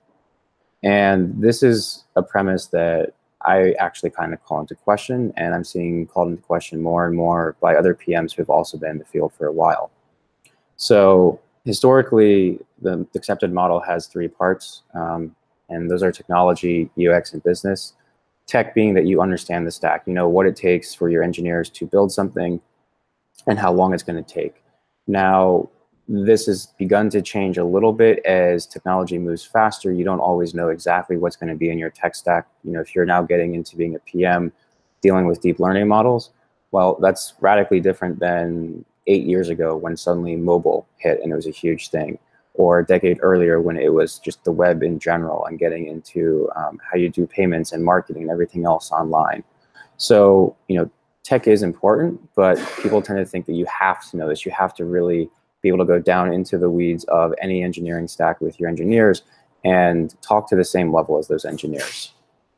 Similarly, on the UX side, what does it take to be the design of the user, what the experience is, being able to even pull out a pen and do wireframes. Like that is something that people expect a PM has to know how to do. And then on top of that, people tend to think that the PM has to know how to view this in terms of the right metrics, the right goals you're working towards, your revenue, your growth, et cetera, as well as how to kind of coordinate the business and make sure it has the right blend of product tying to marketing, to sales, to customer success, et cetera. And so Marty Erickson, who was one of the founders of Mind the Product, he put this quote out there back in 2011, but it had been kind of floating around in one form or another for a while, which is a good product manager must be experienced in at least one of these three areas, passionate about all three, and conversing with practitioners in all. So in many ways, he's voicing that deep T framework that people have for talking about any worker, that you have to be an expert in one area and ideally conversant and knowledgeable across a wide set. But what's really interesting is that in these three areas, they're still fairly individual contributor focused, and it's very narrow. Each of these is a highly technical field if you were to be a perfect expert in it. And more recently, PMs like Matt LeMay and others have been writing, have started to call question about this and say that maybe there's actually more to being a PM.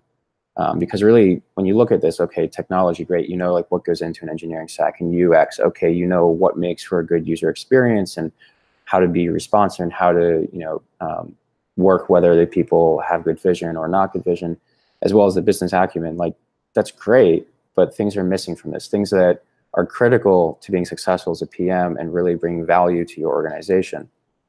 And so, Matt LeMay most recently put this out in a new book called Product Management in Practice, and he's framing it as this core method, right? So core to this method are communication, organization, research, and execution. So I'm going to go into a bit more detail in terms of like real world scenarios and just putting it out there in terms of how this new model may better reflect what it is to be a PM and the challenges of a PM, because day in and day out as a PM, it's ambiguity. Ambiguity is one of the biggest things that you will be dealing with and how to handle it and how to work through that to drive value is really critical. And in addition, like I'm going to, towards the end, I'll talk to how it's not just a question early on as a PM, but really every key gate stage as you go through, you're going to end up having this perceived path dilemma of what is the experience that you must have to go to that next stage, and do you actually need to have it, or is there some other aspect of risk in play that you can get passed on? So the reality for PMs is that communication is incredibly critical. And in the context of communication, it's really, how do you communicate out to others, but also communicate with them in a more of a one-to-one manner, right? So this is a real-world scenario. This is something that definitely happened to me. And it's I'm going to talk through this in order to highlight the importance of seeking clarity over comfort when communicating as a PM, right? So, last December, my team we set a roadmap for 12 months. And end of January, we're kicked off into 2018. We've reaffirmed it. Like, we feel confident that these are the right areas to focus on to bring value to our business through 2018 and to help drive growth. So, we know that one of these items, we have to work with another team in our business, and another team that has their own roadmap and has their own things that they just have to get done the first of the year, that we can't work with them until July. July is the soonest we'll get there, right? So heading into, the end of Q2, we reaffirm, we say, okay, is this still something we want to do? Do we want to make sure we go ahead with this team? And so we do that, right? We start building out a proof of concept to validate that we can do this at a technical level, having validated that we feel good about it on the business side. But then we're talking with our head of our business unit, and he, happens to make a comment, questioning whether we should or shouldn't even do this feature. And, it may have been made in a offhand manner. It wasn't like take action, but I've definitely seen more junior PMs that I've worked with or in other roles that a comment like that from someone who effectively is the CEO of your business unit, or if you are at a smaller company, maybe the CEO, or even at a big company, the CEO, that they hear that and boom, off to the races. They're throwing away everything that was planned on. They're throwing away the prior assumptions, and they're saying, okay, this must be the new norm. And really, as a PM, that's not the right approach. The approach needs to be finding out, what did that person mean by this comment? Did they really mean to go ahead and drop this, or do they mean something else? And core to this is really being comfortable and confident in yourself as a PM to go and ask for that clarity, to ask questions that you may feel are potentially stupid, or just ones that people may think already have answers to. It's like, that's my experience there, and it's definitely one I've seen other PMs have. And if you're into, new media or common things out there, the show Silicon Valley had a great episode on this at one point about like honey bear, where some guy made a comment about honey bears. People ran off completely changing everything. And end of the day, he was just talking about a jar of honey next to the coffee and wanting more of it.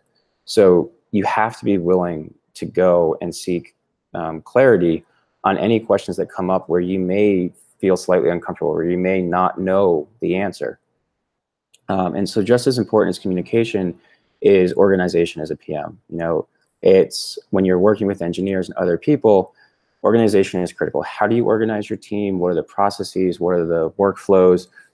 All with the goal of driving the most value for your business, because that, end of the day, is what you're there to do as a PM. Like, you are there to help organize things, to drive product that brings value to your company. And there's many different ways to measure that value, but that is at a high level what a PM is there to do. And so this can be incredibly challenging for new PMs in particular, but also PMs as they advance in their career, because you may come into a team that already has very set ways of doing things. They may be working or they may not. And you have to, as a PM, be looking to the future, right? You need to be very intentional about moving your team towards a path that helps them scale, helps them bring more value. So, in this real world scenario that I actually had, been working in as a PM for a long time, working with engineers and other teams for a very long time, deploying Agile across a number of different companies with pretty consistent methods for doing it.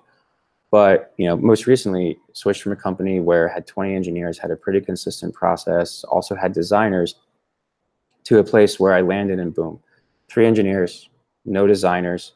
The team is being productive, but you know, the company says we are going to be investing in your side and we expect you guys to scale to 4 or 5x within the next year. And so as a PM, like coming into that, you need to recognize that the processes that may be working for a team of 3 are not necessarily the same processes that will work when that team doubles to 6 or 8, or as it scales up to 16 or 20. To say nothing about how that team, as it scales, works with other elements of the company. And so really as a PM, you need to be able to step in, observe what rules are actually happening, how people are working. If they're successful and like things are actually working, that's great, but still feel free to challenge them.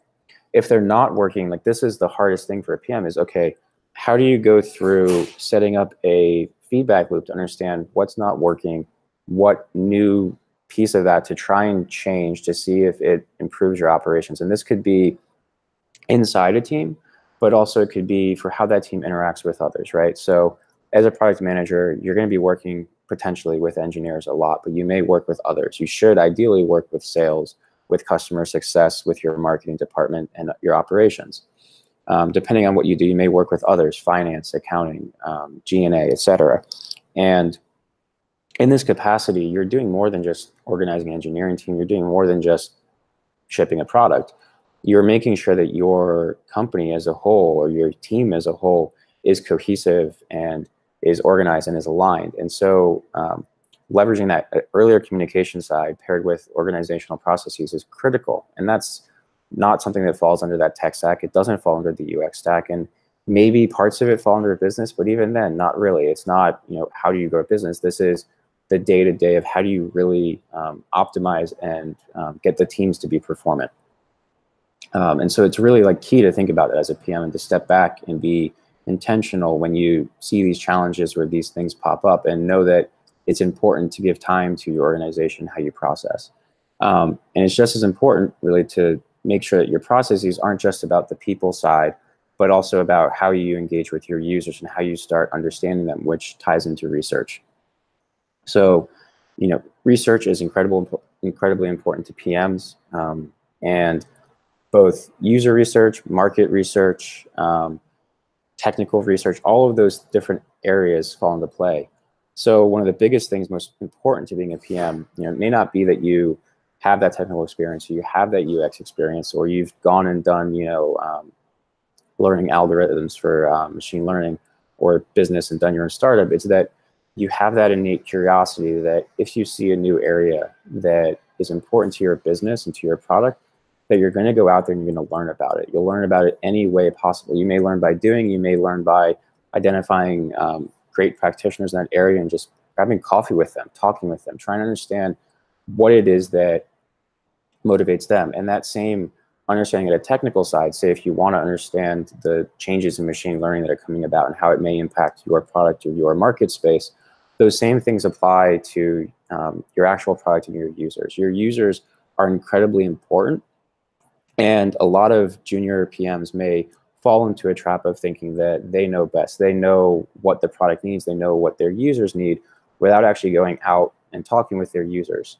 So, you know, these are 3 real world scenarios, and just I'll talk through a little bit about how you might go about understanding your users in these scenarios. So real world scenario 1, you get into a new e-commerce company, but their customer base is like, it's huge, right? You have over 1 million data points of information.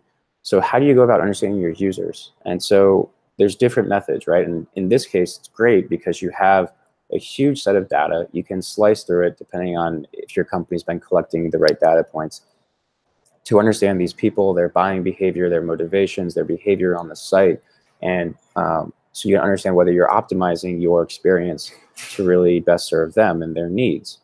But at the same time, you know, beyond just looking at the data, these are people. These aren't just numbers moving on a page. So working with designers or doing it on your own to do some user research, like get in front of these customers, try and understand their true motivations beyond what you're actually measuring on the site. Because often you'll find that you can't measure everything through your product. There's going to be a lot of things that happen that you don't know. And that's incredibly important as a PM to go out and to find out and challenge, like, do you like what you know or what you think you don't know, and so you can go learn it, but also to put yourself in scenarios where you'll discover the things that you didn't know that you didn't know. So like, talk to those people, do that discovery, and that's really critical when working with users. And so the other scenario is really, you're building a business, it has a strong consumer base, and this is actually where I am right now, right? And I need to go build out an enterprise product offering.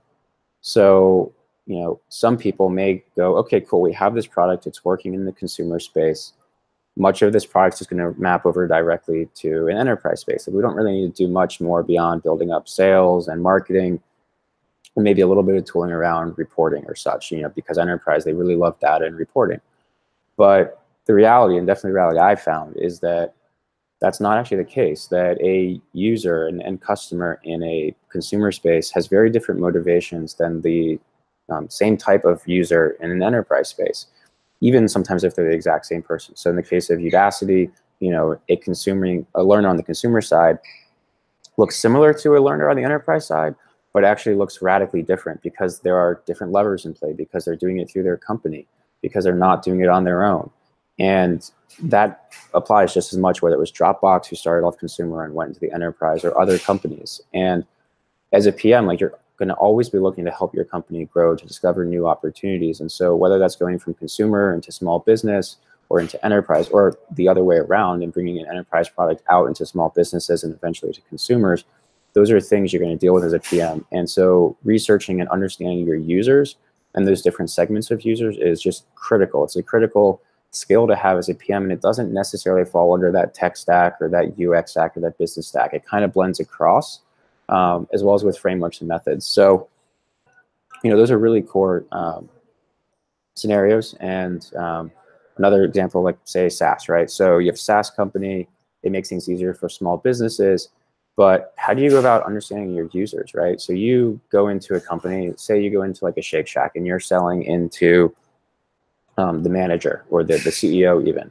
but the people who are actually using it are the line workers. So how do you go about understanding their day-to-day, understanding their use of your application or your product as it brings value to them? And so being able to go out and do that field research, being able to understand how to pull together with the qualitative and quantitative data is incredibly important. And it doesn't explicitly fall under any one of those things, but it's something that you have to learn and can do as a PM. And it ties then into execution, right? You need to be able to take your learnings and then move them back into your product and make them actionable. And so, as a PM, and I've definitely experienced this, you will find times where you need to do work that, if you're, have a really strong ego, you may think it's beneath you, or you maybe has to do things that you feel are completely above your pay grade, not your title.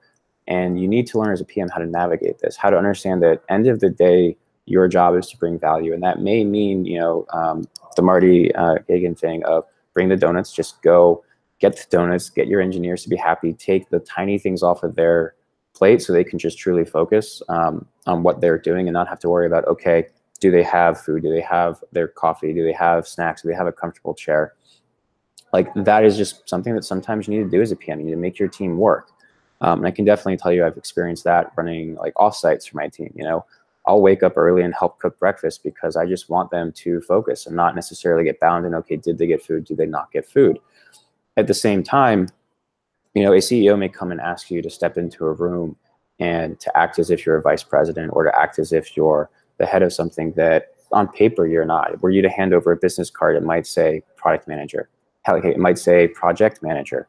And so being able to navigate that and being able to accept that you may have to step in and speak at a higher level because you have that expertise is incredibly important for a PM. And so being able to go and execute and do those things to drive everything towards that means more often than not putting your ego aside. And it means leveraging everything from your organization side, your communication side, and bringing your research that you've done to bear to drive forward the execution, right? So that's kind of in this real world scenario that I'm talking through here, where you're fresh hired out of school, you're a PM, you're selling SaaS into mid-sized businesses, day to day, like you're working with your users to understand them, you work with your engineers to build things, you work with marketing to make sure you're communicating the product correctly. But then boom, 9 months in, you still feel that you're pretty junior, and your CEO says, hey, we have this team that we've been working with for a while and we want to acquire them. I need you to go and be on site as we oversee this. Like, that is historically not the role of a PM. You know, that might be an operations person, that might be the head of product that's helping do that to make sure this team gets fully pulled in. But you need to be able, as a PM, to do those things. So basically, like, in summary, your path to a PM, like, the core things, is always about learning to seek the truth, and understanding that a truth you may have that you've known from prior cases, it may no longer be applicable in your current case. So be willing to challenge the truths you know, to seek out the true thing in that new scenario. Definitely learn to navigate ambiguity. Every day that I'm at work, there's some new type of ambiguity that I have to deal with. And you, as a PM, it's what you do. It's actually one of the biggest things that you tackle. Remember to have the strong opinions, but hold them weakly. You know, truly believe what's right for your users, truly believe what's right for the company, but be willing that in the face of new data and new insights, to challenge that, to question it, and if needed, to drop those and have new opinions, again, strongly held. Because as a PM, you need to be able to go into that room and speak for your users and be believable. And you need to be able to go in and speak on behalf of your company. And if you're going definitely in the enterprise space, if you're talking with your customers, you need to be able to speak for what the company needs and how to help navigate that to also suit what the customer needs, right? And so that involves being able to communicate to different audiences. And so, for instance, this session I was working with my mentee around roadmaps. And a product roadmap is a very critical thing to any product group.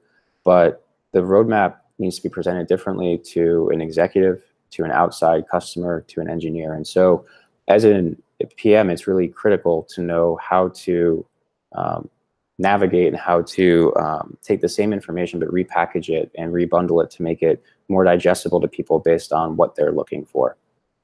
And doing all of this while staying invested in your users' reality. Like, day in, day out, as a PM, you need to be breathing and living your users, because otherwise you won't be building things best for them. You won't be seeing the new opportunities ahead. And so you need to do that, and at the same time be, you know, doing everything to make your company successful.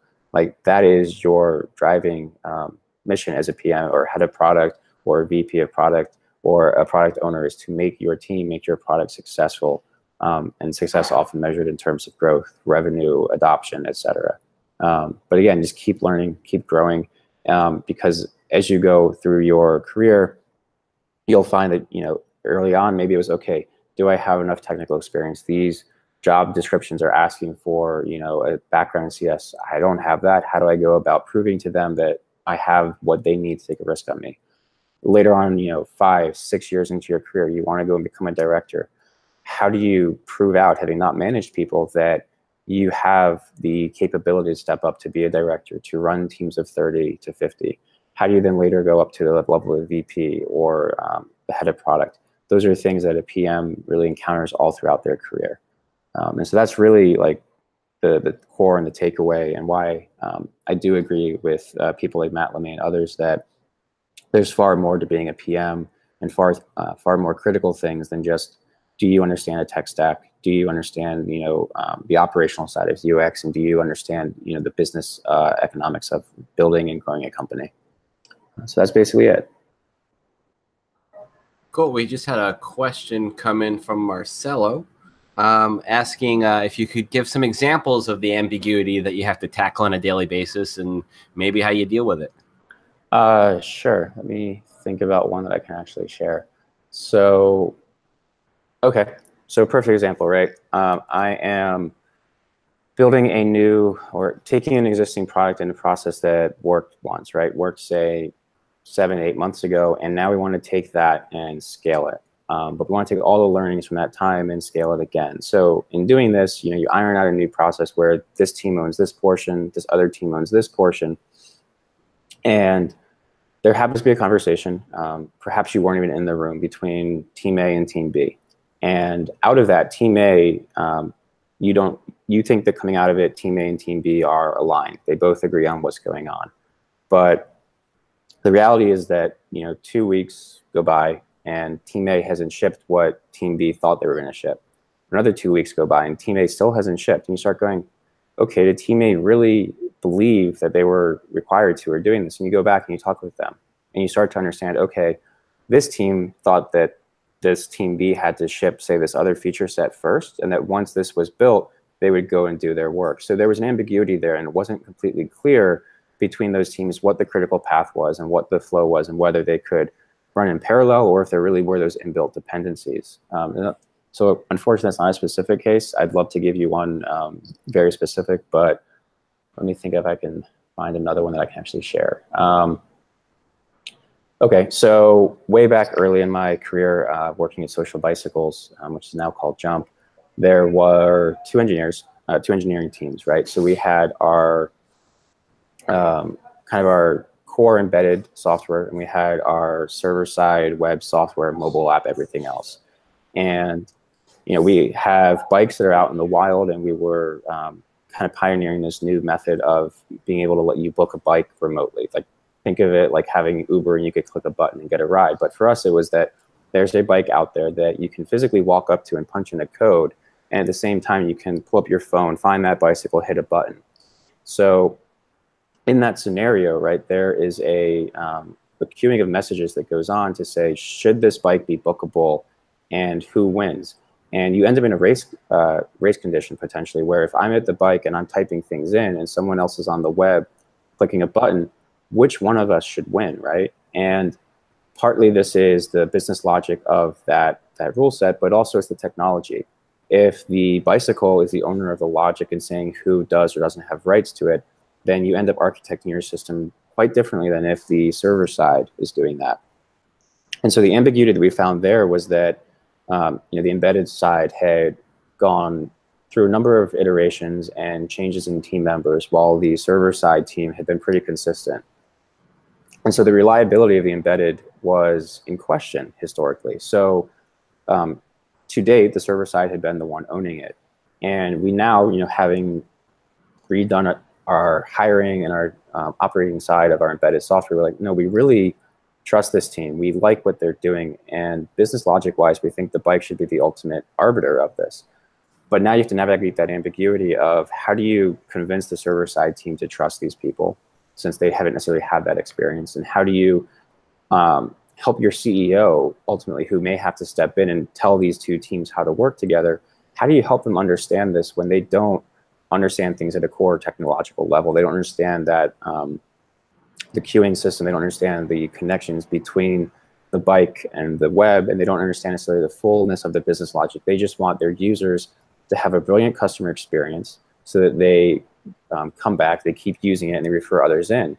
And this is a really hard problem, because if you go to one side, okay, then someone's typing in, they punch in their code, they think they get it, the bike comes back with a pin, but that pin is actually for the person on the web. So now the person at the bike is having a terrible experience. Converse, if the person at the bike is winning and they have won, and you still show that bike on the web in the wrong way or don't craft that experience, the person on the web will have booked that bike, think they have it, but then the app comes back, a minute later while they're walking towards it saying, hey, you don't actually have this.